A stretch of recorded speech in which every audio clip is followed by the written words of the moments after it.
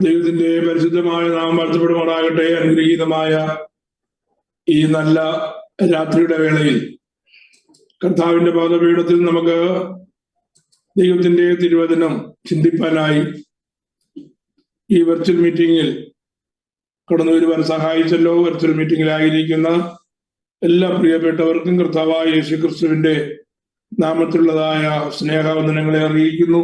പ്രത്യേകിച്ച് ബൈബിൾ ക്ലാസ്സിൽ ആദ്യമായി നമ്മുടെ ഷാജു ജോൺ ബ്രദറും കയറുവാനിടയായിട്ട് തീർന്നല്ലോ. കർത്താവ് ദാസനെ അനുഗ്രഹിക്കുമാറാകട്ടെ. Price the Lord. നാം പഠിച്ചുകൊണ്ടിരിക്കുന്നതായ ദൈവത്തിന്റെ ആ തിരുവചന ഭാഗത്തിലേക്ക് ഞാൻ നിങ്ങളുടെ ശ്രദ്ധയെ ഇന്ന് രാത്രിയിലും തിരിക്കുകയാണ്. ദൈവവചനം, നമ്മുടെ കയ്യിലിരിക്കുന്നതായ സത്യവേദ പുസ്തകം ദൈവവചനമാണെന്നുള്ളതിന് ആഴമേറിയതായ 10 കാര്യങ്ങൾ നമുക്ക് പഠിക്കുവാനായിട്ട് കഴിയുമെന്ന് കഴിഞ്ഞ ഈ വിഷയം തുടങ്ങുമ്പോൾ ഞാൻ പറയുവാനായിട്ടിടയായി. 5 വിഷയങ്ങൾ നമ്മൾ ഇതിനോടകം ചിന്തിപ്പാനായിട്ട് ദൈവമായ കർത്താവ് നമ്മെ സഹായിച്ചു.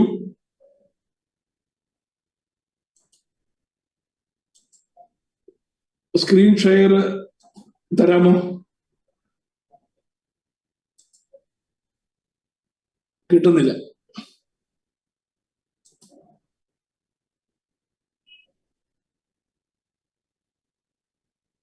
ഇല്ല, എനിക്ക് കാണുന്ന you cannot start screen share.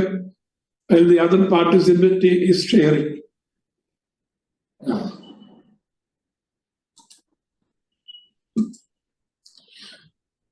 Okay.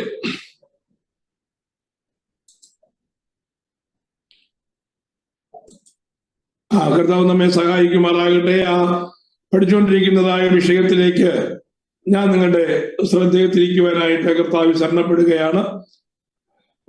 നിങ്ങളുടെ സൗകര്യത്തിനായിട്ട് ഞാൻ ആ സ്ക്രീനിലൂടെ ഷെയർ ചെയ്യുവാനായിട്ട് ആഗ്രഹിക്കുന്നു. 5 കാര്യങ്ങൾ നമ്മൾ ചിന്തിപ്പാനായിട്ടിടയായി.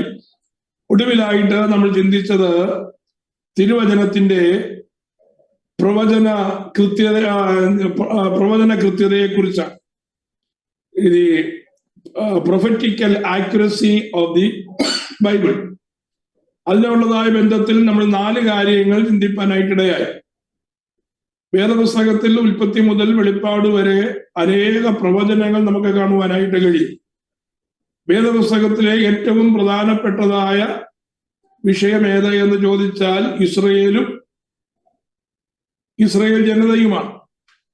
ഇസ്രയേലിനെ സംബന്ധിക്കുന്നതായ അനേക പ്രവചനങ്ങളും അതിന്റെ നിവർത്തീകരണങ്ങളും നമ്മൾ ചുരുക്കമായി അതിനുള്ളതായ 5-ാമത്തെ വിഷയത്തുള്ളതായ ബന്ധത്തിൽ, അതായത് പ്രൊഫറ്റിക്കൽ ആക്യുറസി എന്നുള്ളതായ വിഷയത്തുള്ളതായ ബന്ധത്തിൽ നമ്മൾ ചിന്തിക്കുവാനായിട്ടിടയായി.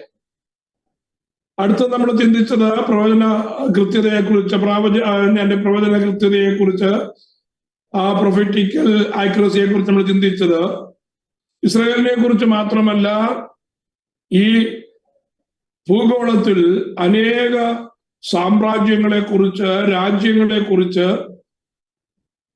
നമുക്ക് കാണുവാനായിട്ട് കഴിയും. ആ രാജ്യങ്ങളുള്ളതായ ബന്ധത്തിൽ മിസ്രൈം, അതേപോലെ ബാബേല്, അശൂർ തുടങ്ങി അനേക രാജ്യങ്ങളെ കുറിച്ചുള്ളതായ നിവർത്തീകരിക്കപ്പെട്ടതായ പ്രവചനങ്ങളെ കുറിച്ച് നമ്മൾ ചിന്തിച്ചു.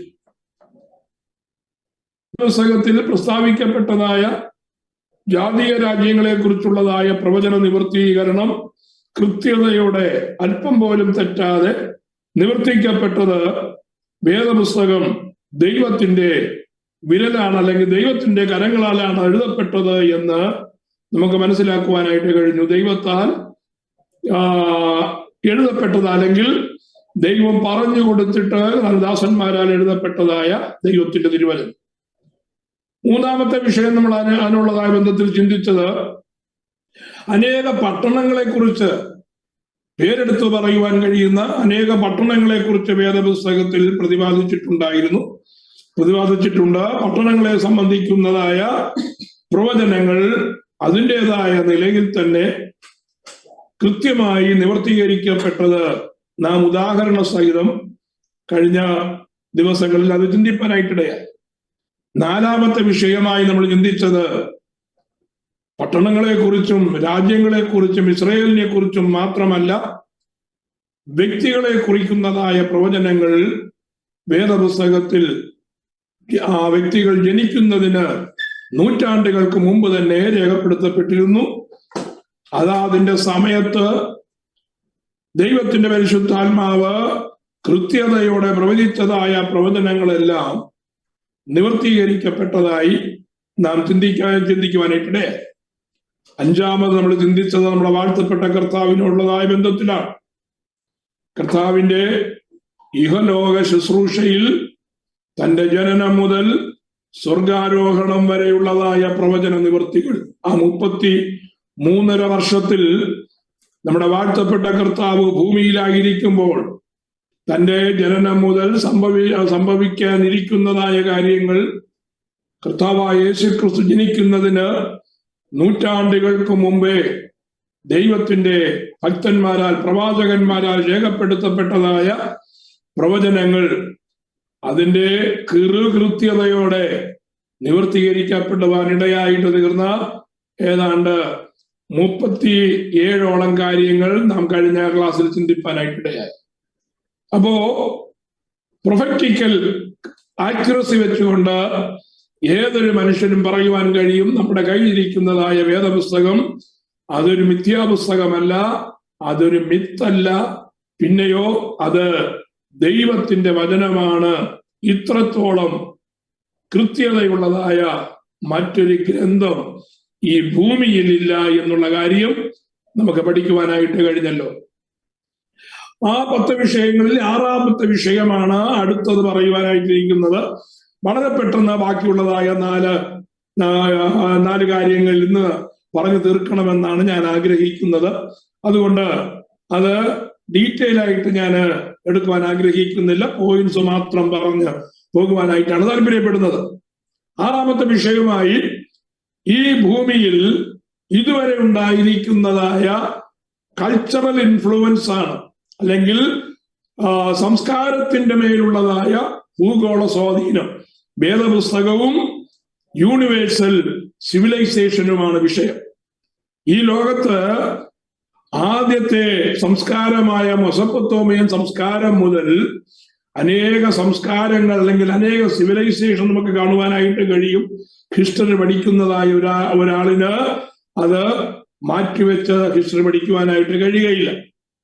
എല്ലാ ലോകത്ത് ഉളവായിരിക്കുന്നതായ എല്ലാ സിവിലൈസേഷനെയും ദൈവത്തിന്റെ തിരുവചനം ആഴങ്ങളിൽ അത് ഇൻഫ്ലുവൻസ് ചെയ്തു എന്ന് നമുക്ക് മനസ്സിലാക്കുവാനായിട്ട് കഴിയും. തിരുവചനത്തിന്റെ യൂണിവേഴ്സൽ ഇൻഫ്ലുവൻസ് അപ്പോൺ സിവിലൈസേഷൻ, അതെന്തൊക്കെയാണ് ആ വിഷയത്തിനകത്തുള്ളത്? Western civilization is founded directly upon the Bible and its teaching. It is very manner of life had its origin in Acts 16:9, when Paul, obedient to his heavenly vision, directed his second missionary journey toward Europe instead of Asia and the East. പാശ്ചാത്യ സംസ്കാരം അത് അടിസ്ഥാനപ്പെട്ട് പടുത്തുയർത്തിയത് തന്നെ biblical ടീച്ചിങ്സിലാണ് എന്ന് നമുക്ക് മനസ്സിലാക്കുവാൻ യാതൊരു വിഷമവുമില്ല. നമുക്കറിയാം, അപ്പോസ്തലനായ പൗലോസിനെ കൈവച്ച് വേർതിരിച്ച് സുവിശേഷ വേലയ്ക്കായി സഭ നിയോഗിക്കുമ്പോ പരിശുദ്ധാത്മാവിന്റെ നിയോഗമനുസരിച്ച് അപ്പോസ്തലനായ പൗലോസ് തന്റെ മിഷണറി യാത്രയ്ക്ക് പോകുന്നതായിട്ട് കാണുവാനായിട്ട് കഴിയും. എന്നാൽ താൻ വിചാരിച്ചിരുന്നത് പോലെ ഏഷ്യയിലേക്കും ഓറിയന്റൽ കൺട്രീസിലേക്കും അല്ലെങ്കിൽ ഈസ്റ്റേൺ കൺട്രീസിലേക്കും താൻ പോകുവാനായിട്ട് നിശ്ചയിച്ചിരുന്നു. എങ്കിലും ദൈവത്തിന്റെ പരിശുദ്ധാത്മാവ് ആസിയയിൽ വചനം പ്രസംഗിക്കരുതെന്ന് തന്നോട് പ്രത്യേകമായി പറയുകയും അതിനു പകരം യൂറോപ്പിലേക്ക് തന്നെ റീഡയറക്റ്റ് ചെയ്യുകയും ചെയ്തു. ആര്? ദൈവത്തിന്റെ പരിശുദ്ധാത്മാവ്. ഏഷ്യയിലേക്കും പൂർവ്വദേശങ്ങളിലേക്കും പോകാനിരുന്നതായ പൗലോസിനെ പൗലോസിന്റെ ഉദ്ദേശത്തിൽ നിന്നും പൗലോസിന്റെ ലക്ഷ്യത്തിൽ നിന്നും മാറ്റിയിട്ട് ദൈവത്തിന്റെ പരിശുദ്ധാത്മാവ് പറഞ്ഞു, ആസിയയിൽ എന്ത് ചെയ്യരുത്, നീ വചനം പ്രസംഗിക്കരുത് എന്ന് പറഞ്ഞിട്ട് പൗലോസിനെ യൂറോപ്പിലേക്ക് അല്ലെങ്കിൽ വെസ്റ്റേൺ റീജിയനിലേക്ക് തന്നെ തിരിച്ചുവിടുവാനായിട്ടിടയായി. തന്റെ ആ യാത്രയിലാണ് വെസ്റ്റേൺ കൺട്രീസിൽ, യൂറോപ്യൻ രാജ്യങ്ങളിൽ സുവിശേഷത്തിന്റെ വിത്ത് പാകപ്പെടുവാനിടയായിട്ട് തീർന്നത്. അങ്ങനെ ആ സുവിശേഷത്തിന്റെ വിത്ത് പാകപ്പെട്ടത് കൊണ്ട് വെസ്റ്റേൺ റീജിയനിൽ അവരുടെ സംസ്കാരം രൂപപ്പെടുവാനായിട്ടിടയായിട്ട് തീർന്നു.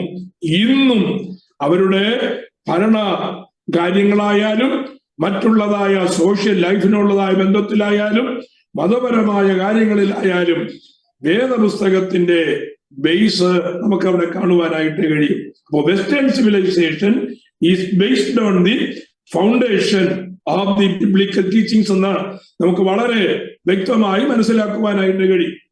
രണ്ടാമത്, the world's calendar and most of his holidays stem from the Bible. നമുക്കറിയാം, ലോക കലണ്ടറിൽ ആ കലണ്ടറിന്റെ ഹോളിഡേയ്സ് അല്ലെങ്കിൽ അതിന്റെ അവധി ദിവസങ്ങൾ നിശ്ചയിക്കപ്പെട്ടത് ബിബ്ലിക്കൽ സംഭവത്തിന്റെ അടിസ്ഥാനത്തിലാണ്. ലോക കലണ്ടറിൽ സൺഡേ എന്ന് പറയുന്നത് ഹോളിഡേ ആയിട്ട് അത് പ്രഖ്യാപിക്കപ്പെട്ടിരിക്കുകയാണ്. അത് ലോകം അംഗീകരിച്ച കാര്യമാണ്. എന്തുകൊണ്ട് സൺഡേ വന്നു? ആഴ്ചവട്ടത്തിന്റെ 1-ാം ദിവസം കർത്താവിന്റെ ഉയർത്തെഴുന്നേൽപ്പിനുള്ളതായ ബന്ധത്തിലാണ് അത് എസ്റ്റാബ്ലിഷ് ചെയ്യുവാനായിട്ട് കാരണം. മൂന്നാമത്, it was the Bible which elevated the blood drinking savages of the British Isles to decency. എന്ന് പറഞ്ഞാൽ ബ്രിട്ടീഷ് ഐലൻഡിൽ ഒറിജിനലി താമസിച്ചിരുന്നതായ ജനമെന്ന് പറയുന്നത് അപരിഷ്കൃതരായ ജനമായിരുന്നു, അൺസിവിലൈസ്ഡ് ആൾക്കാരായിരുന്നു. അൺസിവിലൈസ്ഡ് ആൾക്കാരാണെന്ന് മാത്രമല്ല, അവര് മാനിറ്റേഴ്സ് ആയിരുന്നു. എന്ന് പറഞ്ഞാൽ അല്പം കൂടെ കടത്തി പറഞ്ഞാൽ രക്തദാഹികളായ അല്ലെങ്കിൽ രക്തം കുടിക്കുന്നതായ ആൾക്കാരായിരുന്നു എന്ന് ചുരുക്കം. മനുഷ്യന്റെ മാംസം ഭക്ഷിക്കുകയും മനുഷ്യന്റെ രക്തം കുടിക്കുവാനായിട്ട് കൊതിയുള്ളതായ ഒരു വലിയ ജനമായിരുന്നു ഇവിടെ ബ്രിട്ടനിൽ അവരുടെ ഐലൻഡുകളിൽ, ദ്വീപുകളിൽ താമസിച്ചിരുന്നതായ ആ അപരിഷ്കൃതരായ ആളുകൾ. പക്ഷേ അവരുടെ സ്വഭാവത്തിൽ നിന്ന് അവരെ മാറ്റിയിട്ട് അവരെ ആധുനിക ജനമാക്കി മാറ്റിയത് വേദപുസ്തകത്തിലെ ടീച്ചിങ്. ഇന്നും കിരാതന്മാരായിരിക്കുന്നതായ രാക്ഷസ സ്വഭാവമുള്ളതായ ജനവിഭാഗങ്ങൾ ആഫ്രിക്കയിലും അതുപോലെയുള്ളതായ ദേശങ്ങളിലും ഉണ്ടായിരുന്നു. ക്രിസ്ത്യൻ മിഷണറീസ് അവിടേക്ക് കടന്നു എന്ന് അവരോട് സ്നേഹത്തിന്റെ സുവിശേഷം, ക്രിസ്തുവിന്റെ സുവിശേഷം അവരെ അറിയിച്ചത് കൊണ്ട് അവരുടെ സ്വഭാവത്തിൽ നിന്ന് വ്യത്യാസം വന്ന് അവര് മോഡേൺ സിവിലൈസേഷനിലേക്ക് കടന്നു വരുവാനിടയായിട്ട് തീർന്നത് ബൈബിൾ അവരെ ഇൻഫ്ലുവൻസ് ചെയ്തതുകൊണ്ട്. അപ്പോ അതിന്റെ amazing power to convert the mankind എന്ന് പറയുന്ന ആ വലിയ നേച്ചർ വേദപുസ്തകത്തിന്റെ ആ അനുതര സാധാരണമായിരിക്കുന്നതായ ആ സ്വഭാവവിശേഷത്തിലേക്ക് നമുക്ക് മനസ്സിലാക്കുവാനായിട്ട് കഴിയും. നാലാമത്തെ കാര്യം, the Bible has influenced if not directed the advancement of all fine arts. ലോകത്തിലുള്ളതായ സകല കൾച്ചറൽ ആക്ടിവിറ്റീസിലും ഡയറക്റ്റായോ ഇൻഡയറക്റ്റായോ വേദപുസ്തകം അതിൻ്റെതായിട്ടുള്ളതായ ഇൻഫ്ലുവൻസ് ചെലുത്തിയിട്ടുണ്ട്. 1 സാഹിത്യം, 2 ആർട്ട്, 3 മ്യൂസിക്, 4 അതിന്റെ നിയമപരമായ കാര്യങ്ങൾ. വെസ്റ്റേൺ വേൾഡിൽ ഇന്നുണ്ടായിരിക്കുന്നതായ നിയമസംഹിതയുടെ ബേസ് എന്താണ് എന്ന് ചോദിച്ചാൽ ബൈബിളാണ്. ഇന്ത്യൻ പീനൽ കോഡ് അത് ഡിറൈവ് ചെയ്തിരിക്കുന്നത് ബ്രിട്ടീഷ് ലോയിൽ നിന്നാണ്. ബ്രിട്ടീഷ് ലോയുടെ അടിസ്ഥാനം എന്ന് പറയുന്നത് ബൈബിളാണ്. അപ്പോ ഇന്ത്യൻ ലോ പോലും അല്ലെങ്കിൽ ഇന്ത്യൻ പീനൽ കോഡ് പോലും ബേസ് ചെയ്തിരിക്കുന്നത് ബൈബിളിന്റെ ടീച്ചിങ്സിനുള്ളതായ ബന്ധത്തിലാണ് എന്ന് പറഞ്ഞാൽ പ്രൈസ് ദി ലോർഡ്, നമുക്ക് അതിൽ അഭിമാനിക്കുവാനായിട്ട് വകയുണ്ട്. വേദപുസ്തകത്തിന്റെ അത്ഭുതകരമായ കാര്യമാണ് അവിടെ. അപ്പോ ലോകത്തിലുള്ളതായ സിവിലൈസേഷൻ അത് വേദപുസ്തകം എത്രത്തോളം ഇൻഫ്ലുവൻസ് ചെയ്തു എന്ന് മനസ്സിലാക്കുമ്പോ വേദപുസ്തകം അത് ദൈവത്തിന്റെ കൈവിരലുകളുടെ ഫലമാണ് എന്ന് നിസ്സംശയം ഏതൊരു വ്യക്തിക്കും, ഒരു ക്രിസ്ത്യാനിക്ക് മാത്രമല്ല, വേദപുസ്തകം അറിയാവുന്ന ഏതൊരു വ്യക്തിക്കും നിസ്സംശയം പറയുവാൻ കഴിയുന്നതായ കാര്യമാണ്. ആറാമത്തെ കാര്യം സിവിലൈസേഷനുമായിട്ടുള്ള ബന്ധപ്പെട്ടതാണെങ്കിൽ, ഏഴാമത്തെ വിഷയം അതിന്റെ വേദപുസ്തകത്തിന്റെ സംരക്ഷണയാണ്. അതായത് വേദപുസ്തകം അത് ഉളവായതായ BC 1500 മോശ മുഖാന്തരം കൊടുത്തതായ എഴുതപ്പെട്ടതായ ന്യായപ്രമാണം ഇന്നുവരെ 3500 വർഷങ്ങൾക്ക് ശേഷവും അതിന്റെ പ്രാധാന്യം നഷ്ടപ്പെടാതെ നമ്മുടെ കയ്യിൽ ഇരിക്കുന്നത് അത് എത്രത്തോളം സംരക്ഷിക്കപ്പെട്ടിരിക്കുന്നു, അത് എത്രത്തോളം കോപ്പി ചെയ്യപ്പെട്ടിരിക്കുന്നു എന്ന് ചിന്തിക്കുമ്പോഴാണ്. അപ്പോ ഈ കെയർ ആൻഡ് കോപ്പി, അതിന്റെ സംരക്ഷണയുടെ കാര്യമാണ് നമ്മൾ അടുത്ത് ചിന്തിക്കുന്നത്. ഏഴാമത്തെ വിഷയം, no book in history has been copied as many times with as much care as has been in the word of God. The Talmud lists the following rules for copying the Old Testament. ചരിത്രത്തിൽ വേദപുസ്തകം അല്ലാതെ മറ്റൊരു പുസ്തകം ഇത്രത്തോളം ശ്രദ്ധാപൂർവമായി പകർത്തി എഴുതിയിട്ടില്ല എന്ന് നമുക്ക് മനസ്സിലാക്കുവാനായിട്ട് കഴിയും. വേദപുസ്തകത്തെ സംബന്ധിക്കുന്നതായ കാര്യങ്ങൾ വിശദമായി പ്രതിപാദിക്കുന്നതായ യഹൂദന്മാരുടെ തൽമൂദുകളിൽ വേദപുസ്തകം പകർത്തി എഴുതുന്നതിന്റെ നിയമങ്ങൾ കൊടുത്തിട്ടുണ്ട്. തൽമൂദ് എന്താണെന്നുള്ള കാര്യം നേരത്തെ ഞാൻ പറഞ്ഞിട്ടുണ്ടല്ലോ. തൽമൂദ് എന്ന് പറയുന്നത് ഓറൽ തോറയാണ്. അത് വേദപുസ്തകത്തിന്റെ അല്ലെങ്കിൽ ന്യായപ്രമാണത്തിന്റെ 2 വ്യത്യസ്തമായ ഭാഗങ്ങൾ നമുക്ക് കാണുവാനായിട്ട് കഴിയും. ഒന്ന് ഓറൽ തോറയും 2 റിട്ടൺ തോറയും. മോശ മുഖാന്തരം ന്യായപ്രമാണം എഴുതി കൊടുക്കുന്നതിന് മുമ്പ് വാക്കാലുള്ളതായ ദൈവത്തിന്റെ പ്രമാണങ്ങൾ നിലനിന്നിരുന്നു. കാലാകാലങ്ങളിൽ ആദം മുതൽ ഉള്ളതായ കാലങ്ങൾ, അല്ലെങ്കിൽ ആദം മുതൽ മോശ വരെയുള്ളതായ കാലങ്ങളിൽ ദൈവം മനുഷ്യനോട് ഇടപെട്ടത്, വ്യക്തികളോട് ഇടപെട്ടത്, രാജ്യങ്ങളോട് ഇടപെട്ടത് എല്ലാം വാക്കാൽ തലമുറയായി കൈമാറി അത് ഓറൽ തോറയായി രൂപം പ്രാപിപ്പാനായിട്ടിടയായി. അത് വാക്കാലുള്ളതാണ്. അത് BC 1500 വരെ, അല്ലെങ്കിൽ മോശ റിട്ടൺ തോറയുടെ ന്യായപ്രമാണം എഴുതുന്നത് വരെ അത് തലമുറകളായി ഇങ്ങനെ കൈമാറ്റം ചെയ്തു വന്നിരുന്നു. എഴുതപ്പെട്ടതായ ന്യായപ്രമാണം ഉണ്ടായിരുന്നില്ല. അതിനുശേഷമാണ് യഹോവയായ ദൈവം മോശയോട് പറഞ്ഞതനുസരിച്ച് മോശ എന്ത് ചെയ്തത്? തന്റെ ദൈവത്തിന്റെ ന്യായപ്രമാണം താൻ എഴുതുവാനായിട്ട് ഇടയായി തീർന്നത്. അപ്പം റിട്ടൺ തോറ വരുന്നതിന് മുമ്പ് നിലവിലിരുന്നതായ ഓറൽ തോറ, ആ ഓറൽ തോറയാണ് തൽമൂദ് എന്ന പേരിൽ അറിയപ്പെടുന്നത്. 4 തൽമൂദുകൾ ഉണ്ട് എന്നുള്ള കാര്യവും ഞാൻ നേരത്തെ അത് പറയുവാനായിട്ട് ഇടയായിട്ട് തീർന്നല്ലോ. നിങ്ങൾക്കത് ഓർമ്മയുണ്ടാകുമെന്ന് കരുതുന്നു. അപ്പൊ തൽമൂദുകളിൽ പറഞ്ഞിരിക്കുന്നതായ ദൈവത്തിന്റെ തിരുവചനം എങ്ങനെയാണ് കോപ്പി ചെയ്യേണ്ടത് എന്നതിന് ശരിയായിട്ടുള്ളതായ നിയമങ്ങൾ കൊടുത്തിട്ടുണ്ട്. എന്താണ് നിയമങ്ങൾ? ഒന്ന് നോക്കിക്കേ. ഒന്നാമത്തെ നിയമം, the parchment had to be made from the skin of a clean animal prepared by a Jew only and was to be fastened by strings from clean animals. നമുക്കറിയാം, റിട്ടൺ തോറ എഴുതിയത് ചുരുളുകളിലാണ്. ആദ്യം എഴുതിയത് ചുരുളുകളിലാണ്. ഇന്നത്തെ പോലെ പേപ്പറുകളോ അല്ലെങ്കിൽ പ്രിന്റിംഗ് ടെക്നോളജിയോ ഇല്ലാതിരുന്നതായ സമയം ചുരുളുകൾ ഉണ്ടാക്കി ചുരുളുകൾക്കകത്താണ് ഇത് എഴുതിയിരുന്നത്. എങ്ങനെയാണ് ചുരുളുകൾ അന്ന് ഉണ്ടാക്കിയിരുന്നത്? യഹൂദന്മാർ നിഷ്കർഷിച്ചിരുന്നതായ പ്രത്യേക വിധിപ്രകാരം ശുദ്ധിയുള്ളതായ മൃഗങ്ങളുടെ തോലുകളിലാണ് അത് എഴുതപ്പെട്ടിരുന്നത്. ഏതെങ്കിലും മൃഗത്തിന്റെ തോലെടുക്കുവാൻ അവിടെ പ്രമാണമില്ല.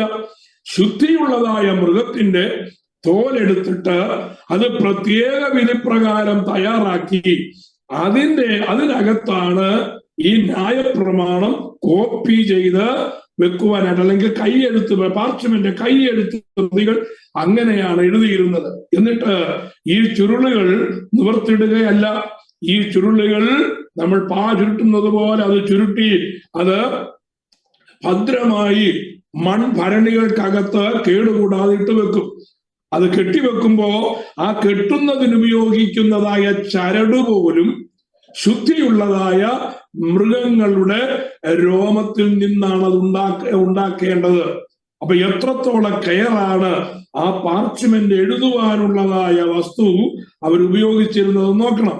2, each column must have no less than 48 or more than 60 lines. അത് തുകലുകളിൽ എഴുതുമ്പോ അത് കോളമായിട്ടാണ് എഴുതുന്നത്.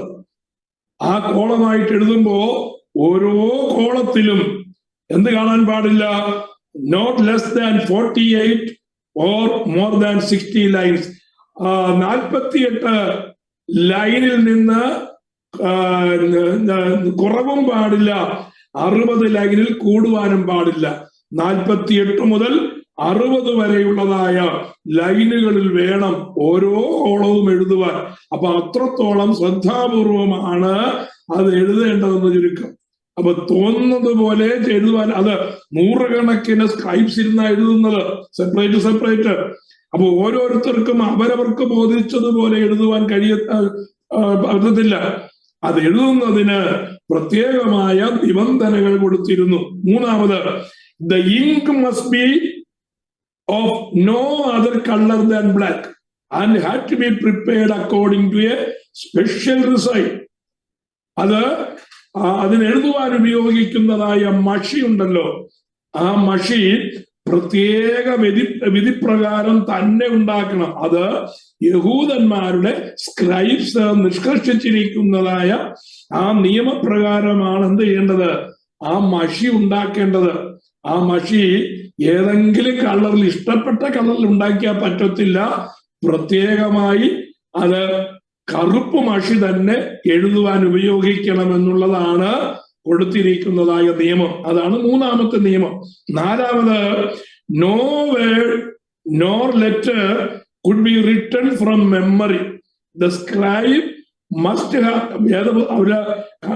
നോക്കണം, യഹൂദന്മാരുടെ ന്യായപ്രമാണം അവരെത്രത്തോളം കെയറോടുകൂടെ, എത്രത്തോളം ഭക്തിയോടുകൂടെ, എത്രത്തോളം ഭയത്തോടുകൂടിയാണ് അവര് കൈകാര്യം ചെയ്യുന്നത് എന്ന് ചിന്തിക്കുമ്പോ നാം നമ്മുടെ കയ്യിരിക്കുന്നതായ വേദപുസ്തകം എത്ര നിസാരമായാണ് കരുതുന്നത് എന്ന് ചിന്തിച്ച് നാം അതിലേക്ക്, ആ ഭക്തിയിലേക്ക് ഒന്ന് മടങ്ങി വരാൻ ശ്രമിക്കണം. Price the Lord. 4ാമത്തെ കാര്യം എന്താ പറയുന്നത്? No word nor letter could be written from memory. നേരത്തെ വായിച്ചിട്ടുള്ള, നേരത്തെ എഴുതിയിട്ടുള്ളതായ ആ ഓർമ്മ വെച്ചുകൊണ്ട് എഴുതാൻ പറ്റത്തില്ല. നമ്മൾ പലപ്പോഴും വാക്യങ്ങളൊക്കെ പറയുന്നത് എങ്ങനെ? ഓർമ്മയിൽ നിന്നാ പറയുന്നത്. നമ്മൾ കേട്ട വാക്യങ്ങൾ, കേട്ടത് ഒരുപക്ഷെ എങ്ങനെയാണെന്ന് പോലും അറിയത്തില്ല.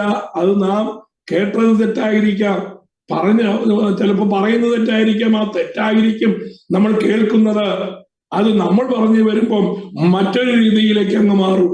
അപ്പോ അത് യഹൂദന്മാർ അങ്ങനെ പാർച്ച്മെന്റ് എഴുതിയിരുന്നത്, പാർച്ച്മെന്റ് ഉണ്ടാക്കുമ്പോ അവരെഴുതുന്നത് ഒരു വാക്കുപോലും, ഒരു അക്ഷരം പോലും അവരെന്ത് ചെയ്യത്തില്ല? ഓർമ്മയിൽ നിന്ന് എഴുതത്തില്ല. അവര് പകരം എന്ത് ചെയ്യും?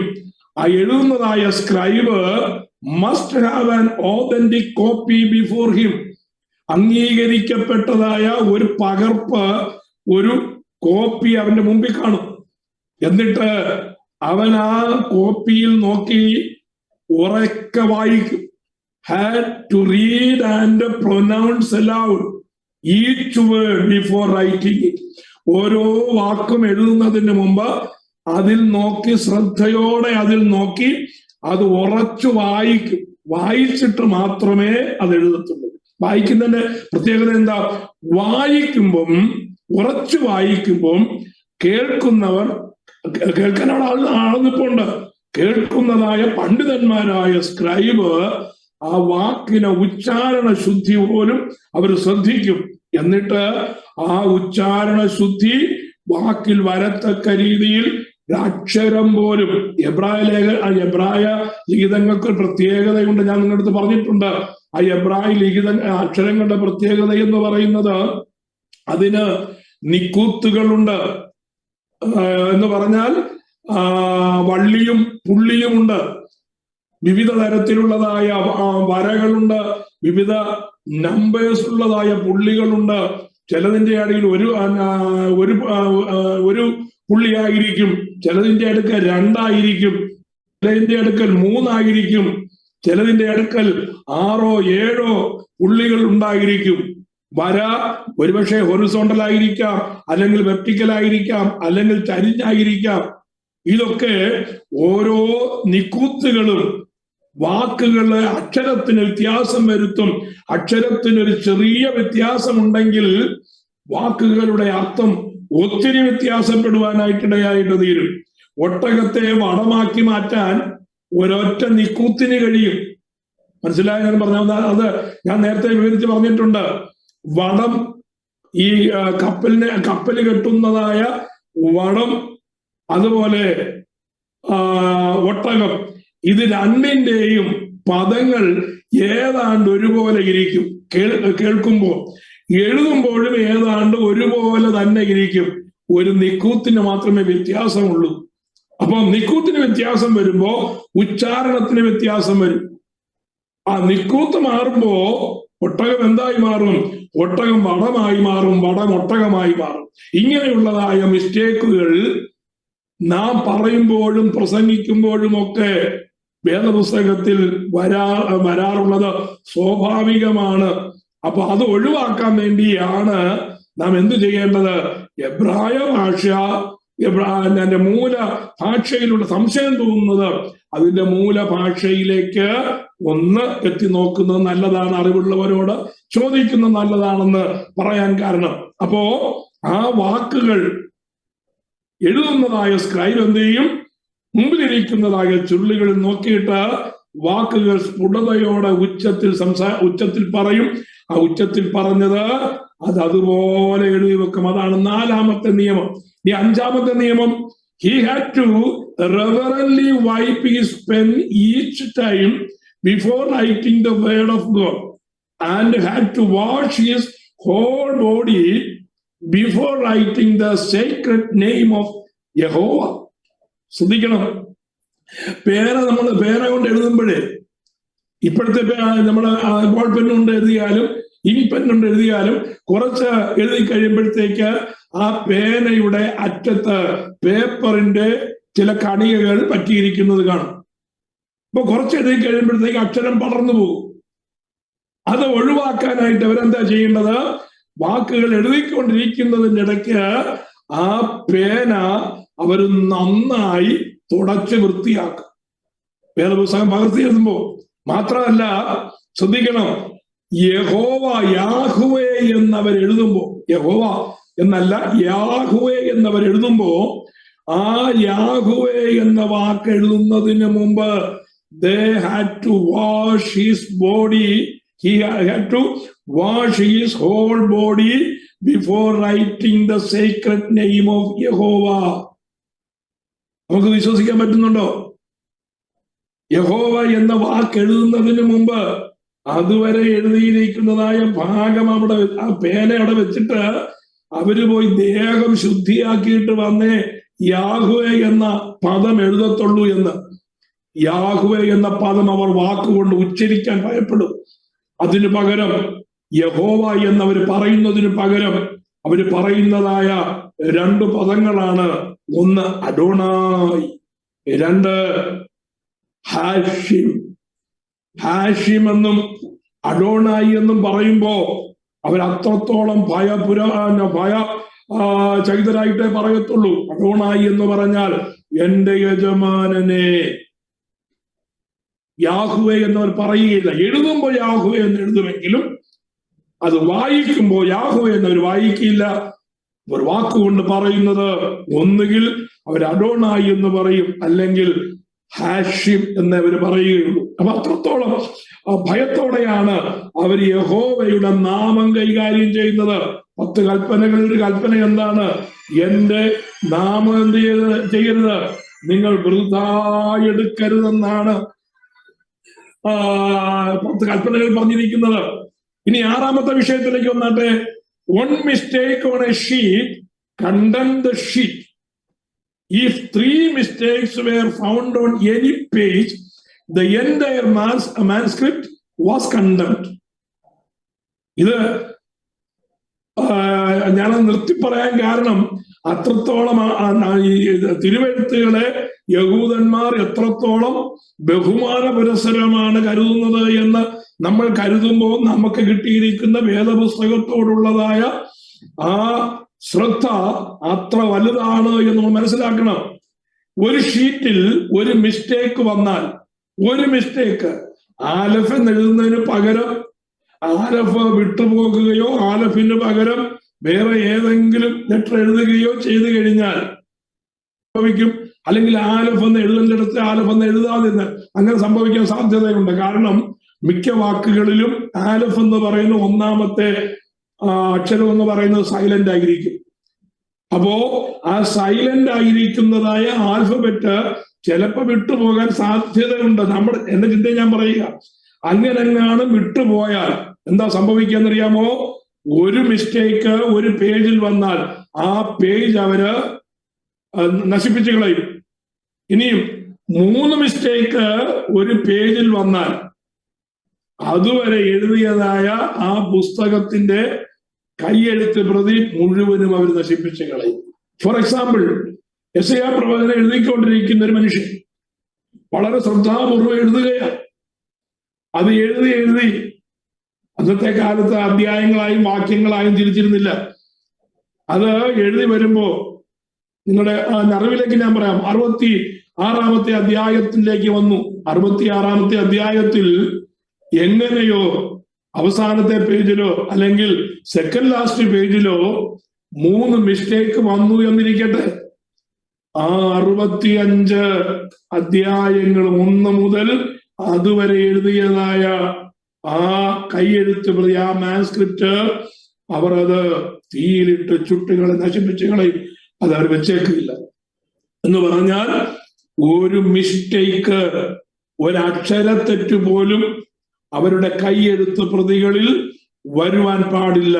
കാരണം ഒരു വള്ളിയെങ്കിലും പുള്ളിയെങ്കിലും തിരുവചനത്തിൽ നിന്ന് മാറ്റിയാൽ അവന് വരുന്ന ശിക്ഷാവിധി വളരെയാണ് എന്ന് അവരത് മനസ്സിലാക്കുകയാണ്. 7ാമത്, every word and every letter was counted, and if a letter were omitted, an extra letter inserted, or if one letter touched another, the manuscript was condemned and destroyed at once. അതായത് അവര് ഒരു വാക്കിലെ alphabets എണ്ണി നോക്കും, ഒരു സെന്റൻസിലെ വാക്കുകൾ എണ്ണി നോക്കും. ഏതെങ്കിലും ഒരു അക്ഷരമോ ഒരു വാക്കോ വിട്ടുപോയെന്നിരിക്കട്ടെ, അല്ലെങ്കിൽ ഒരക്ഷരമോ വാക്കോ കൂട്ടിച്ചേർത്തു എന്നിരിക്കട്ടെ, അങ്ങനെ കൂട്ടിച്ചേർക്കുകയോ അല്ലെങ്കിൽ അടുത്തടുത്തതായ അക്ഷരങ്ങൾ തമ്മിൽ ചേർത്ത് എഴുതുകയോ ചെയ്താൽ, എബ്രായ എഴുത്തുകൾ നമ്മൾ ശ്രദ്ധിച്ചു കഴിഞ്ഞാൽ എല്ലാ അക്ഷരങ്ങളും ഇൻഡിപെൻഡന്റ് ആണ്. നമ്മൾ ഇംഗ്ലീഷ് എഴുതുന്നതിന്റെ കൂട്ട് ആബ്സെന്റ് എന്ന് എഴുതുമ്പോൾ എയും ബിയും എസും സിയും എല്ലാം തുടർമാനമായി എഴുതുന്നത് പോലെ, അല്ലെങ്കിൽ മലയാളം എഴുതുമ്പോ ആ ഓരോ അക്ഷരം ഒന്നിനോടൊന്ന് ചേർന്ന് പോകുന്നത് പോലെ അല്ല എബ്രായ എഴുത്തെന്ന് പറയുന്നത്. എബ്രായ എഴുത്തുകളിൽ അക്ഷരങ്ങൾ എല്ലാം സെപ്പറേറ്റ് ആണ്. ഒരക്ഷരം മറ്റൊരു അക്ഷരത്തോട് തൊടാതാണ് നിൽക്കുന്നത്. അങ്ങനെ കാണും. ഒരു അക്ഷരം മറ്റൊരു അക്ഷരത്തോട് ടച്ച് ചെയ്താൽ ആ കൈയെഴുത്ത് പ്രതി എന്ത് ചെയ്യണം? അത് മുഴുവൻ നശിപ്പിച്ച് കളയണം. ഇതാണ് അവരുടെ നിയമങ്ങൾ. The old Rabbi gave the solemn warning to each young scribe, take heed how thou doest do thy work, for thy work is the work of heaven, lest thou drop or add a letter of a manuscript and so become a destroyer of the world. അപ്പം ഈ പ്രായമുള്ളതായ റബിമാരുണ്ടല്ലോ, ഇതിന് മേൽനോട്ടം വഹിക്കുന്ന പണ്ഡിതന്മാരായ റബിമാർ, ആ പുതുതായി കടന്നു വരുന്നതായ റബിമാർക്ക് ശക്തമായ ഇൻസ്ട്രക്ഷൻസ് കൊടുക്കും. എന്താ കൊടുക്കുന്ന ഇൻസ്ട്രക്ഷൻസ്? നിങ്ങൾ ചെയ്യുന്നതായ വർക്ക് വളരെ വളരെ വളരെ സൂക്ഷിക്കണം. കാരണം ചെയ്യുന്നതായ വർക്ക് അത് നിങ്ങളുടെ വർക്കല്ല, സ്വർഗത്തിന്റെ വർക്കാണ് നിങ്ങൾ ചെയ്യുന്നത്. സ്വർഗത്തിൽ ദൂതന്മാർ ചെയ്യേണ്ടതായ വർക്കാണ് നിങ്ങളെ ഏൽപ്പിച്ചിരിക്കുന്നത്. അതുകൊണ്ട് അത്രത്തോളം ശ്രദ്ധിച്ചു വേണം നിങ്ങൾ ഈ ജോലി ചെയ്യുവാൻ. ഈ ജോലിയിൽ നിങ്ങൾ വരുന്നതായ ഒരു മിസ്റ്റേക്ക് ലോകത്തെ നശിപ്പിക്കുവാൻ കഴിയുന്നതാണ് എന്നുള്ള ഗൗരവത്തോടു കൂടി വേണം നിങ്ങൾ ഈ ജോലി ചെയ്യുവാൻ. Praise the Lord. ഇത് ചിന്തിക്കുമ്പോ എത്ര ഭയമാണ് എന്റെ ഹൃദയത്തിൽ വരുന്നതെന്നറിയാമോ? അലക്ഷ്യമായി നാം കർത്താവിന്റെ വേല ചെയ്യുമ്പോ, അലക്ഷ്യമായി ശുശ്രൂഷ ചെയ്യുമ്പോ, ദൈവത്തോടോ മനുഷ്യനോടോ യാതൊരു പ്രതിപത്തിയുമില്ലാതെ സ്വന്തം കാര്യം സാധ്യത്തിന് വേണ്ടി ശുശ്രൂഷകൾ ചെയ്യുമ്പോ, അത് പ്രസംഗമാകട്ടെ, പ്രവചനമാകട്ടെ, ഇടയ ശുശ്രൂഷയാകട്ടെ, സുവിശേഷ വേലയാകട്ടെ, എന്തെങ്കിലും എനിക്ക് കിട്ടണമെന്നുള്ളതായ ചിന്തയോടെ, അത് ലോകത്താലുള്ളതായ മാനമാകട്ടെ, ലഭിക്കേണ്ടതായ സ്ഥാനമാകട്ടെ, അല്ലെങ്കിൽ സാമ്പത്തിക വരുമാനമാകട്ടെ, എന്തുമാകട്ടെ, എനിക്ക് അല്ലെങ്കിൽ എന്റെ കുടുംബത്തിന് എന്ന് പറഞ്ഞ് ചെയ്യുന്ന വേല ദൈവം മുമ്പാകെ എത്രത്തോളം മ്ലേച്ഛമാണെന്നും എത്രത്തോളം കുറ്റകരമാണ് എന്നും ചിന്തിക്കുവാൻ ഈ ഒരൊറ്റ കാര്യം പോലെ ഒരു പറയുന്നത് എന്താണ്? നിങ്ങൾ ചെയ്യുന്നതായ വേലയിൽ കാണിക്കുന്ന ഒരു തെറ്റ് ലോകം മുഴുവനും നശിപ്പിക്കുവാൻ അത് പര്യാപ്തമായിരിക്കും. അതിന്റെ ഉത്തരവാദിത്വം അത് നിങ്ങൾക്ക് മാത്രമാണ്. അതുകൊണ്ട് നിങ്ങൾ ചെയ്യുന്നതായ ജോലി സ്വർഗത്തിന്റെ ജോലിയാണ് എന്ന് ഓർത്തു വേണം ചെയ്യുവാൻ. Praise the Lord. യഹൂദന്മാർക്ക് അങ്ങനെ പ്രമാണം കൊടുത്തു എങ്കിൽ കർത്താവായ യേശു ക്രിസ്തുവിന്റെ രക്തത്താൽ വീണ്ടെടുക്കപ്പെട്ടതായ പുതിയ നിയമ ശുശ്രൂഷകന്മാർക്ക് ലഭിച്ചിരിക്കുന്നതായ ഉത്തരവാദിത്വം എത്ര വലുതാണ് എന്നോർക്കുമ്പോൾ ഭയത്തോടെ അല്ലാതെ ദൈവത്തിന്റെ വേല ചെയ്യുവാൻ സാധ്യമല്ല. Price the Lord. ഞാനിത് പഠിക്കുമ്പോ, ഞാനിത് ചിന്തിച്ചപ്പോ, ഇത് ഞാൻ വായിച്ചപ്പോ എന്റെ ഹൃദയം ഞെട്ടുവാനിടയായി. ഇത് നാം അറിഞ്ഞിരിക്കേണ്ടതായ കാര്യമാണ്. നാം സഭായോഗത്തിന് പോകുമ്പോ, പ്രാർത്ഥനയ്ക്ക് പോകുമ്പോ, അറിഞ്ഞും അറിയാതെയും ചെയ്യുന്നതായ ചെറുതും വലുതുമായ കർത്താവിന്റെ നാമത്തിന് വേണ്ടി ചെയ്യുന്നതായ ചെറുതായാലും വലുതായാലുമുള്ള ശുശ്രൂഷകൾ അത് വളരെ സൂക്ഷ്മതയോടും വളരെ ഗൗരവത്തോടും സ്വർഗം നമ്മെ ഏൽപ്പിച്ചിരിക്കുന്നു എന്നുള്ള ആ വലിയ ചിന്തയോടും ചെയ്യുവാൻ നാം തയ്യാറാകണമെന്നാണ് ഇതിൽ നിന്ന് നമുക്ക് പഠിക്കുവാനുള്ളത്. ഇതാണ് തിരുവചനത്തിന്റെ ആ ശ്രദ്ധയും അതിന്റെ പകർപ്പിനെ കുറിച്ചും നമ്മൾ ചിന്തിക്കേണ്ടതായ കാര്യം. എട്ടാമത്തെ വിഷയം ഈസ് അമേസിംഗ് സർക്കുലേഷൻ ആണ്. വേദപുസ്തകത്തിന്റെ അത്ഭുതാവഹമായ പ്രചാരമാണ് അടുത്തത്. വേഗത്തിൽ നോക്കി ഞാൻ ചിന്തിച്ചു പോകാം. When David Hume said, I see the end of Christianity and the Bible, but he was mistaken because he couldn't tell the difference between something ending and something happening, something beginning. David Hume എന്ന് പറയുന്നതായ നിരീശ്വരവാദിയായ മനുഷ്യൻ പറഞ്ഞു, ഞാൻ ക്രിസ്ത്യാനിറ്റിയുടെ അവസാനം കാണുകയാണ്. എന്ന് പറഞ്ഞാൽ ഇനി അധികം ക്രിസ്ത്യാനിറ്റി മുന്നോട്ട് പോകുകയില്ല, വേദപുസ്തകം അതിന്റെ നശീകരണ പ്രക്രിയയിലേക്ക് എത്തിയിരിക്കുകയാണ്. ക്രിസ്ത്യാനിറ്റി അതിന്റെ അവസാനത്തിലേക്ക് എത്തിയിരിക്കുകയാണ്. പക്ഷേ അദ്ദേഹത്തിന് അറിയത്തില്ലായിരുന്നു ഒരു വസ്തുവിന്റെ ആരംഭവും അതിന്റെ എന്താണ് അതിന്റെ അവസാനവും എന്നുള്ളതായ കാര്യത്തെ കുറിച്ച് അറിയത്തില്ലായിരുന്നു. സുവിശേഷം പ്രൈസ് ദി ലോർഡ് ഒരിക്കലും അവസാനിക്കുകയില്ല. അതൊരു എൻഡ്ലെസ് ഡിവൈൻ റെസ്പോൺസിബിലിറ്റിയാണ്. ദൈവത്തിന് ആദിയും അവസാനവും ഇല്ലാതിരിക്കുന്നു. ആ ദൈവമേൽപ്പിച്ചതായ ശുശ്രൂഷ അതിന്റെ പൂർണ്ണതയിലെത്തുന്നത് വരെ അതൊരിക്കലും എന്ത് ചെയ്യത്തില്ല, അത് നിന്നു പോകുകയില്ല. Only a tiny fraction of books survive more than 7 years, about 1 out of every 200.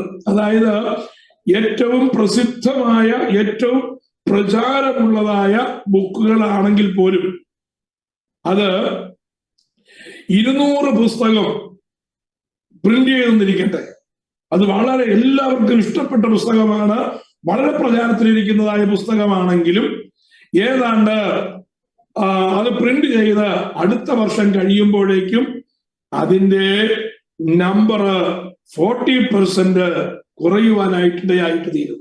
അല്ലാതെ അതിന് ശേഷിക്കുന്നത് അതിന്റെ 1/5 കുറയുവാനായിട്ടിടയായി. 7 വർഷം കഴിയുമ്പോ ഏത് പ്രമാദമുള്ളതായ പുസ്തകമാണെങ്കിലും അതിന്റെ ആ പ്രചാരം എന്ന് പറയുന്നത് കുറഞ്ഞുകൊണ്ടേയിരിക്കും. പുരാതന റിലീജിയസ് ബുക്കുകളിൽ അത് വേദപുസ്തകവുമായിട്ട് കമ്പയർ ചെയ്താൽ പുരാതന മതഗ്രന്ഥങ്ങളെല്ലാം അസ്ഥാനത്തായിക്കൊണ്ടിരിക്കുകയാണ്. അതിന്റെ പ്രചാരങ്ങൾ കുറഞ്ഞുകൊണ്ടിരിക്കുകയാണ്. പക്ഷേ ആ സ്ഥാനത്ത് ഇന്നും വേദപുസ്തകത്തിന്റെ പ്രിന്റിങ്ങും അതിന്റെ ഡിസ്ട്രിബ്യൂഷനും ഇതുവരെയും കുറഞ്ഞിട്ടില്ല. ഇത് എഴുതുന്നതായ മനുഷ്യൻ അമേരിക്കക്കാരനാണ്. അദ്ദേഹം പറഞ്ഞിരിക്കുന്നത് ഒരു കാര്യം, അമേരിക്കയിലെ ഏത് ചെറിയ ഷോപ്പിൽ നിങ്ങൾ ചെന്നാൽ അവിടെ നിന്ന് ബൈബിളിന്റെ ഒരു പ്രിന്റ് നിങ്ങൾക്ക് ലഭിക്കാതിരിക്കുകയില്ല എന്ന്. നമുക്കറിയാം, നമ്മുടെ നാട്ടിലും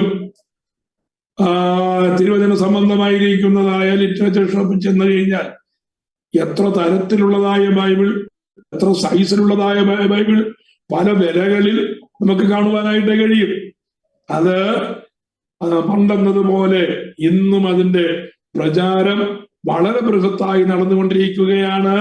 അത് ദൈവവചനത്തിന്റെ ആ യുണീക്നെസ്സിനെ കുറിക്കുന്നതാണ്. The Bible is unique and could not have been written by human alone. It breaks down this idea. അടുത്തത് 9ാമത്തെ വിഷയം അതിന്റെ അബ്സല്യൂട്ട് ഓണസ്റ്റിയാണ്. അതായത് അതിന്റെ വിശ്വസ്തതയാണ്.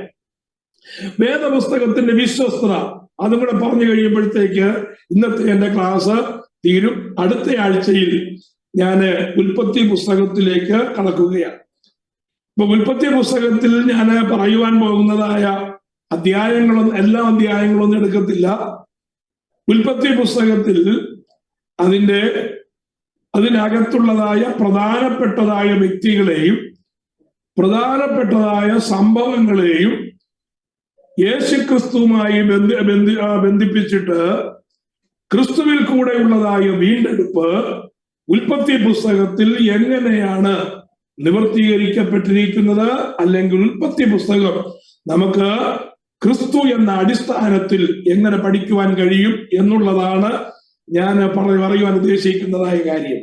എന്ന് പറഞ്ഞാൽ, how the process of redemption of God established in the book of Genesis.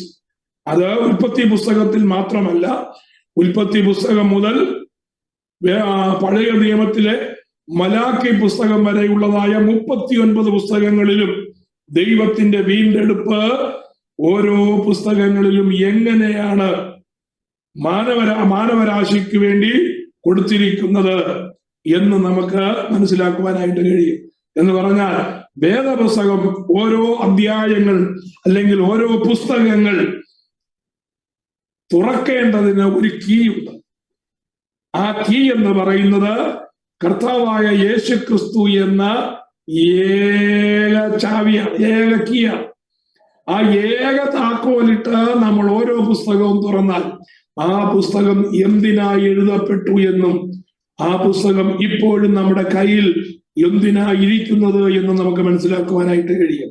ഓരോ പുസ്തകത്തിന്റെയും പ്രത്യേകതയും അത് എഴുതിയതായ കാലഘട്ടവും അതിന്റെ ഓരോ പുസ്തകവും അതിന് മുമ്പിലും പുറകിലുമുള്ളതായ പുസ്തകങ്ങൾ തമ്മിലുള്ളതായ ബന്ധവും മനസ്സിലാക്കി കഴിയുമ്പോൾ പഴയ നിയമത്തിന്റെ ഒരു ശരിയായ പിക്ചർ നമ്മുടെ ഹൃദയത്തിൽ കിട്ടണം എന്നുള്ളതായ ആ ചിന്തയിലാണ് ഞാൻ ഈ ടോപ്പിക് എടുക്കാൻ കാരണം. അല്പം നീണ്ട ടോപ്പിക്കാണ്. 39 പുസ്തകങ്ങളിൽ കൂടെ കയറിയിറങ്ങും. അതിനുശേഷം നിവർത്തിക്കപ്പെട്ടതായ വീണ്ടെടുപ്പ് പുതിയ നിയമത്തിലെ 27 പുസ്തകങ്ങളിൽ എങ്ങനെ നമുക്ക് കാണുവാൻ കഴിയും. ആ വീണ്ടെടുപ്പിന്റെ പൂർത്തീകരണം പുതിയ നിയമത്തിൽ നിന്ന് നമുക്ക് പഠിക്കുവാനായിട്ട് കഴിയും. കർത്താവ് നമ്മെ സഹായിക്കട്ടെ. Price the Lord. ഹല്ലേലൂയ. അത് നിങ്ങൾക്ക് താല്പര്യം കാണും എന്ന് ഞാൻ കരുതുന്നു. Price the Lord. സാധാരണ ബൈബിൾ ക്ലാസ് എന്നൊക്കെ പറയുമ്പോൾ വളരെ ബോറൻ പരിപാടിയാണ്. കൈയടിച്ച് ഇളക്കുന്നതായ പ്രസംഗമാണെങ്കിൽ നമുക്ക് വളരെ ഇഷ്ടമാണ്. കർത്താവ് കണ്ണുനീർ തുടയ്ക്കും, കർത്താവ് ദുഃഖം മാറ്റും, കർത്താവ് കടം മാറ്റും, കർത്താവ് നിന്റെ പ്രാർത്ഥന കേൾക്കും, കർത്താവ് ഇറങ്ങി വന്ന് നമ്മെ തലോടും എന്നൊക്കെ പറയുമ്പോൾ നമുക്ക് ഇരിക്കുന്നിടത്ത് ഇളകിപ്പോകും. പക്ഷെ അതൊക്കെ സംഭവിക്കുമോ എന്ന് ചോദിച്ചു കഴിഞ്ഞാൽ അതൊക്കെ അനുഭവിക്കുന്നവർ 1000-1 പോലും കാണുകയില്ല എന്നുള്ളതാണ് ശരി. കാരണം എന്താ? കർത്താവ് ഇറങ്ങി വരണമെങ്കിൽ ആ ഇരിക്കുന്ന ഇടം കർത്താവിന് ഇറങ്ങി വരാൻ പറ്റുന്നതായിരിക്കണം. Price the Lord. നമ്മുടെ ഹൃദയത്തിലാണല്ലോ കർത്താവ് ആദ്യം ഇറങ്ങി വരേണ്ടത്. പക്ഷേ ഹൃദയത്തിനകത്ത് എന്തൊക്കെ ഇരിക്കുന്നു എന്നുള്ള കാര്യം അവരവർക്ക് മാത്രമേ അറിയത്തുള്ളൂ. കർത്താവിന് ഒരിക്കലും ഇഷ്ടമല്ലാത്തതും കർത്താവിനെ മ്ലേച്ഛകരമായി കാണുന്നതുമായ ഒത്തിരി കാര്യങ്ങൾ ഹൃദയത്തിന്റെ ഷെൽഫുകൾ നമ്മൾ അടുക്കി വെച്ചിട്ട് കർത്താവിന്റെ സ്പർശനമേക്കാൻ വേണ്ടി നമ്മൾ ഇങ്ങനെ ചാടിത്തുള്ളിയിരിക്കുകയാണ്. ഒരു നിവൃത്തിയില്ല. Price the Lord. അത് മാറ്റി നമ്മുടെ ഹൃദയം ഒന്ന് ശുദ്ധീകരിക്കാനായിട്ട് ദൈവത്തിന്റെ വചനം അകത്തേക്ക് ഇടിച്ച് കയറ്റണം. ദൈവത്തിന്റെ വചനം ഉള്ളിലേക്ക് കയറുമ്പോ ആകരുതാത്തതെല്ലാം ഇറ്റ് വിൽ സ്പ്രേ ഔട്ട്. അപ്പോ അങ്ങനെ ഒരു ശുദ്ധീകരണം ദൈവവചനത്താൽ പ്രാപിച്ചു കഴിയുമ്പോ പിന്നെ നമ്മുടെ ഭൗതിക വിഷയത്തിന് വേണ്ടി ഒന്നും പ്രാർത്ഥിക്കേണ്ട ആവശ്യമേ വരത്തില്ല. പ്രാർത്ഥിക്കാൻ തോന്നത്തില്ല എന്നുള്ളതാണ് കാര്യം. കാരണം നമുക്കുള്ളത് കൊണ്ട് തൃപ്തിപ്പെടുവാനുള്ള ആ കൃപ നമുക്ക് കർത്താവ് തരും. അത്യാവശ്യത്തിലുള്ള കാര്യങ്ങളെല്ലാം ദൈവം നമുക്ക് വേണ്ടി ഒരുക്കി വെക്കും. നിത്യതയ്ക്ക് വേണ്ടിയുള്ളതായ വലിയ ആഗ്രഹം നമ്മുടെ ഹൃദയത്തിലേക്ക് വരുമ്പോ ഹൃദയത്തിൽ ലഭിക്കുന്നതായ ആ സമാധാനം എത്ര വലുതായിരിക്കും. അത് പ്രാപിക്കുവാനാണ് ബൈബിൾ ക്ലാസിന്റെ ഉപയോഗം എന്ന് പറയുന്നത്. അപ്പൊ 9ാമത്തെ വിഷയം ദൈവവചനത്തിന്റെ വിശ്വസ്തതയാണ്. എന്താണ് ദൈവവചനത്തിന്റെ വിശ്വസ്തത?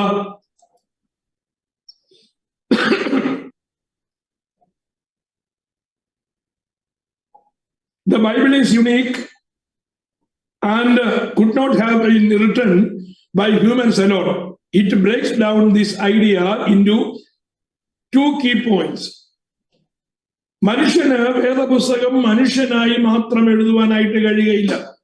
മനുഷ്യനെ കൊണ്ട് മാത്രം എഴുതുവാൻ കഴിയത്തില്ല എന്നുള്ളതാണ് നമ്മൾ മനസ്സിലാക്കേണ്ട കാര്യം. Man could not write the Bible if he would.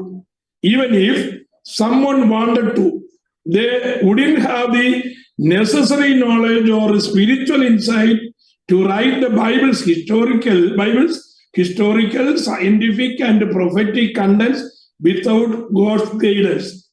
നമ്മൾ മുമ്പ് പഠിച്ചു, വേദപുസ്തകം എന്ന് പറയുന്നത് അതിന്റെ ഹിസ്റ്റോറിക്കൽ ആക്യുറസി, 2 അതിന്റെ സയന്റിഫിക് ആക്യുറസി നമ്മൾ പഠിച്ചു, 3 അതിന്റെ പ്രൊഫറ്റിക് ആക്യുറസി പഠിച്ചു.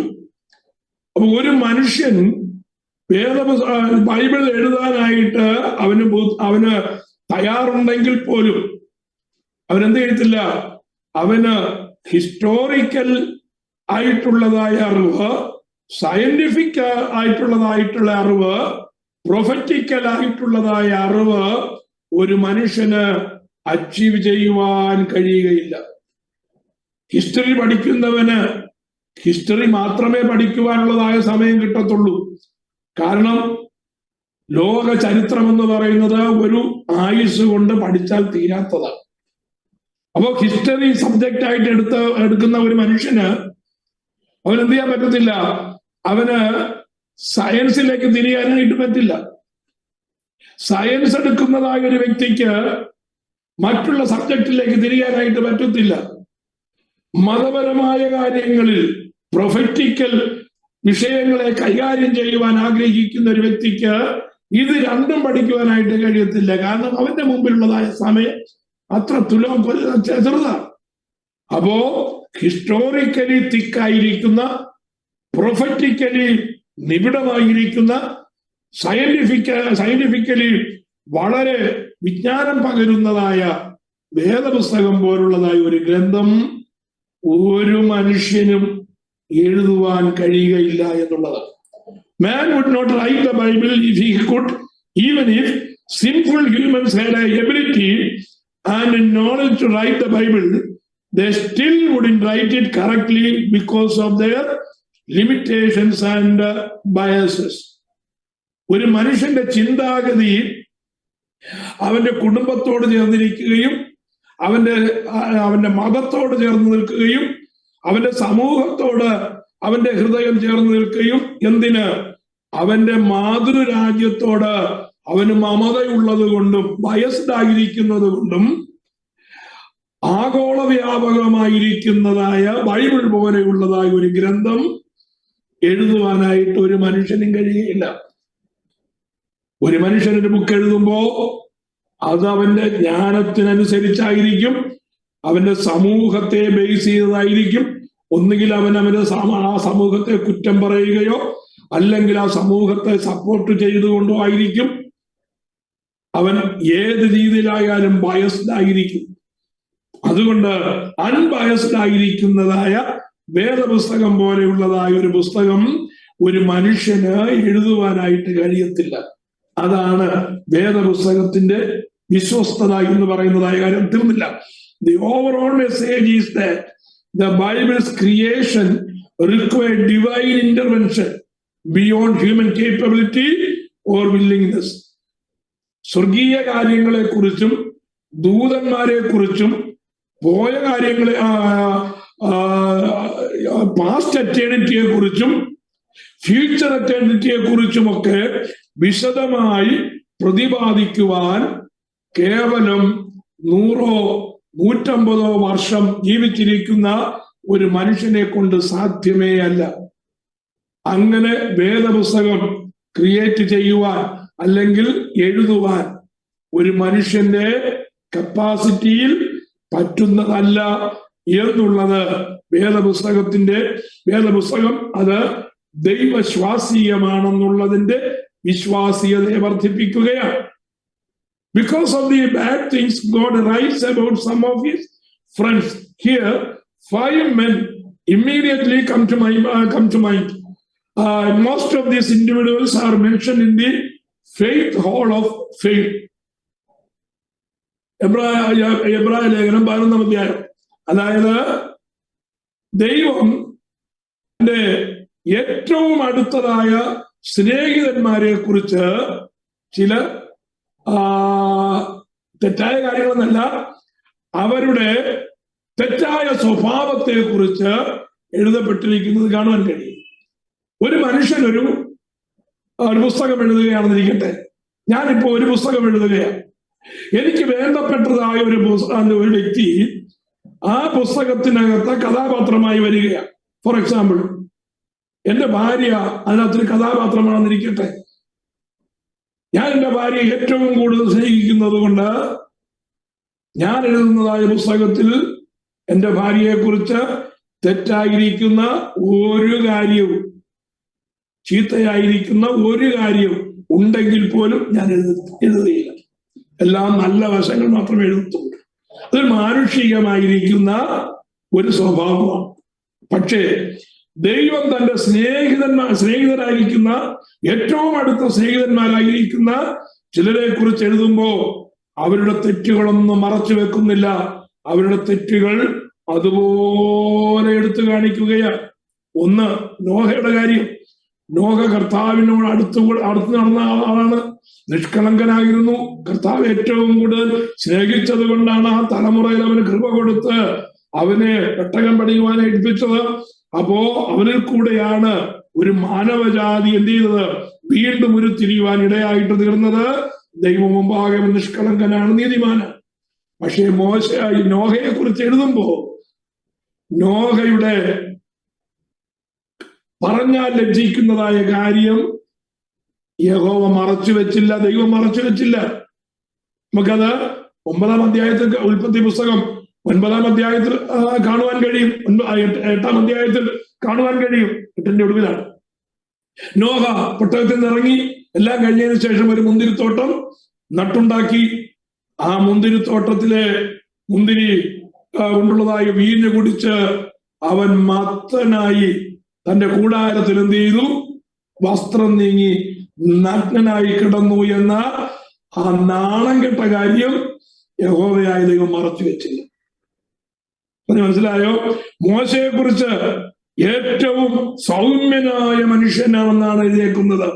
പക്ഷേ മോശ കോപിച്ച് ചെയ്യാൻ പാടില്ലാത്തതായ ഒരു കുറ്റം അവൻ ചെയ്തു. കാദേശിൽ വെച്ച് ആ പാറയെ അവൻ അടിക്കുവാനിടയായി. അവൻ ചെയ്തതായ തെറ്റ് ദൈവം മറച്ചു വെച്ചില്ല. ദാവീദ് സ്വന്തം ഹൃദയപ്രകാരമുള്ളതായ മനുഷ്യനാണ്. പക്ഷേ ബെർശേബയെ കണ്ട് അവന്റെ ഹൃദയം ചാഞ്ഞവൻ വ്യഭിചാരിയും കൊലപാതകിയുമായി തീർന്നപ്പോ അത് ദൈവം മറച്ചു വെച്ചില്ല. ഏലിയാവ് ധീരനായ പ്രവാചകനാണ്. പക്ഷേ അവൻ ചൂരച്ചെടിയുടെ തണലിൽ കിടന്നിട്ട് ആത്മഹത്യ ചെയ്യുവാനായിട്ട് അവൻ ചിന്തിച്ചപ്പോ അത് ദൈവം മറച്ചു വെച്ചില്ല. പത്രോസ് ശ്രേഷ്ഠനായ അപ്പോസ്തലനാണ്. പക്ഷേ 3 വട്ടം തള്ളിപ്പറഞ്ഞത് തിരുവചനത്തിൽ എഴുതാതെ വിട്ടില്ല. അതെന്താ? ദൈവവചനത്തിൽ പറഞ്ഞിരിക്കുന്നത് മുഖപക്ഷം കൂടാതെയുള്ള വാക്കുകളാണ്. അതിനകത്ത് പറഞ്ഞിരിക്കുന്നതായ കാര്യങ്ങളെല്ലാം കൃത്യമാണ്. അതിനെ അവിശ്വസിക്കുക ഒട്ടും പാടില്ല. അതിനകത്ത് സകലതും വിശ്വാസ്യമാണ്. അതിന്റെ വിശ്വാസ്യതയാണ് നമുക്ക് അതിൽ നിന്ന് മനസ്സിലാക്കുവാനായിട്ട് കഴിയുന്നത്. അടുത്തത് because of the good things God writes about some of his enemies. ശത്രുക്കളെ കുറിച്ച് നമ്മൾ എഴുതുമ്പോ നമ്മൾ ഒരിക്കലും ശത്രുക്കളെ കുറിച്ച് നല്ലത് പറയാറേയില്ല. മനുഷ്യ സ്വഭാവമാണ്.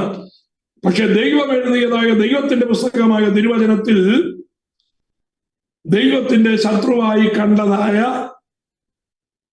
ആൾക്കാരെ കുറിച്ച് നല്ലത് എഴുതിയിട്ടുണ്ട്. യേശാവിനെ കുറിച്ച് എഴുതിയിരിക്കുന്നത് നമുക്ക് കാണുവാൻ കഴിയും. അർത്തശ്രേഷ്ഠ രാജാവിനെ കുറിച്ച് എഴുതിയിരിക്കുന്നത് കാണുവാൻ കഴിയും. ജാതീയ രാജാവായ കോരസിനെ കുറിച്ച്, പിന്നെ ഗമാലിയലിനെ കുറിച്ച്, ജൂലിയസ് സീസറിനെ കുറിച്ചൊക്കെ എഴുതിയിരിക്കുന്ന കാര്യങ്ങൾ കാണുവാൻ ഞാനൊന്നും വിവരിക്കുന്നില്ല. അപ്പോ ശത്രുക്കളെ കുറിച്ച് നല്ലത് പറയുകയും സ്നേഹിതന്മാരെ കുറിച്ച് അവരുടെ ചീത്ത സ്വഭാവം മറച്ചു വെക്കാതെ ഇരിക്കുകയും ചെയ്യുന്നതായ ആ വിശ്വാസ്യത വേദപുസ്തകം വായിക്കുമ്പോ നമ്മൾ മനസ്സിലാക്കണം. നമ്മുടെ സ്വഭാവത്തിലും അത് ഉരുത്തിരിയണമെന്ന് ചുരുക്കം. അതാണ് അത് പറഞ്ഞതിന്റെ താല്പര്യം. ഒടുവിലത്തെ കാര്യങ്ങളെ പറഞ്ഞ് ഞാൻ നിർത്താം. Because of certain doctrines repugnant to the natural mind. Many examples could be listed here, but the following 3 will be demonstrated: the doctrine of eternal hell, the doctrine of man's total helplessness, the doctrine of final judgment upon saved and unsaved. നമ്മുടെ മനസ്സിൽ ആഴമായി പതിയുന്നതായ കാര്യങ്ങളാണിത്. ഇത് ദൈവത്തിന്റെ തിരുവചനത്തിലല്ലാതെ മറ്റൊരിടത്തും കാണുവാൻ കഴിയത്തില്ല. 9 കൂട്ടം കാര്യങ്ങൾ നമ്മുടെ കയ്യിലിരിക്കുന്നതായ വേദപുസ്തകം ദൈവത്തിന്റെ തിരുവചനമാണെന്നുള്ളതായ നിലയിൽ നാം ആഴമായി പഠിക്കുവാനായിട്ടിടയായി. അതുകൊണ്ട് വേദപുസ്തകം നാം കരുതേണ്ടത് എങ്ങനെ, വായിക്കേണ്ടത് എങ്ങനെ, വിശ്വസിക്കേണ്ടത് എങ്ങനെ, അത് അനുസരിക്കേണ്ടത് എങ്ങനെ, അത് മറ്റുള്ളവരുടെ മുമ്പിൽ പ്രസന്റ് ചെയ്യേണ്ടത് എങ്ങനെ, അതെടുത്ത് ശുശ്രൂഷിക്കേണ്ടത് എങ്ങനെ എന്നുള്ളത് നമ്മുടെ ഹൃദയത്തിനൊരു ബോധം തരുമാറാകട്ടെ. തൽക്കാലം ഞാൻ ഈ ടോപ്പിക്ക് ഇവിടെ അവസാനിപ്പിക്കുകയാണ്.